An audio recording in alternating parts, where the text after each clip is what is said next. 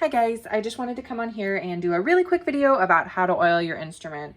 I know that there are people out there who may not have oiled their instrument since the start of quarantine. So I'll do a really quick demonstration of that. So let's get started. So I put a cloth down here so I wouldn't drip oil onto my table. This is just a cloth to wipe away any excess oil on the instrument. And then you've got your valve oil. I use the Hetman stuff on my own personal instruments. You don't have to do that. Whatever valve oil you have at home is perfect. This is a synthetic oil. So I made the switch on my instruments to use synthetic oil. If you've just got regular oil or it doesn't say synthetic on it, just use whatever you have. There is a difference between petroleum-based oils and synthetic oils. I'm super not going to get into that right now. I might make a blog post about it or something like that on our website. But for now, just use whatever oil you've got at home. Super slick, just whatever came in a care kit, anything like that is going to be perfect. So let's get started. So you've got your instrument here. You know, you might have valves that, these are okay, but you might have valves that stick when you push them down.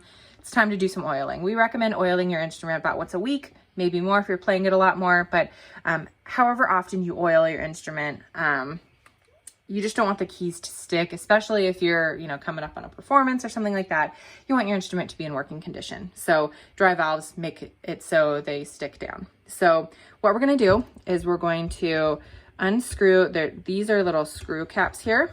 We're going to unscrew all three of these, but we're only going to take out one at a time. That way we don't get them mixed up. So we're going to start with the first valve here.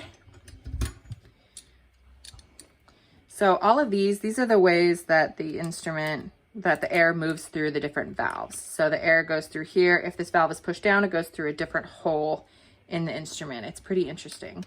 So what we're gonna do is I'm just gonna put a little bit of valve oil on here, drip that down, just enough so it kind of coats the instrument.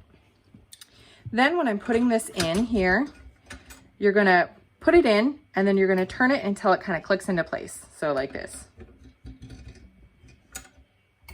You hear that click, and then screw that in place. That's how you know that all of the little tubes are facing the right direction so the air moves through it. So we'll do that on all three.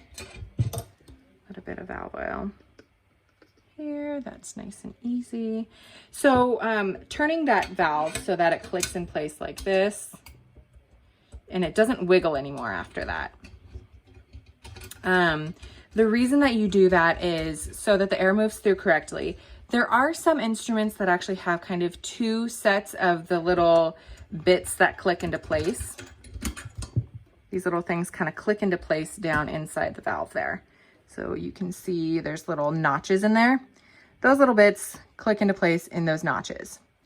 If there are some manufacturers where those bits will click into place backwards. So you want to make sure after you've got all the valves in place that the valves are all facing the right way. If you've got an air blockage when you blow through the instrument, then your valves might be in backwards. So just unscrew them, pop them out, turn them around, and try again until you get to a point. So that locked into place. Let's see. Let's lock that in place. You can hear it. There we go. Screw that down into place.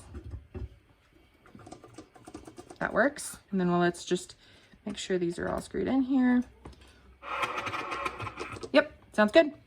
So there's no air blockage. If you blow through there and you feel pressure coming back at you, that means the valve's probably backwards. So that's an easy way to find out. Or if you try to blow on it and with your mouthpiece and the notes don't come out. So super easy, just like that. You also want to check and make sure that you've got slide grease on your slides. I'll probably make a second video about that.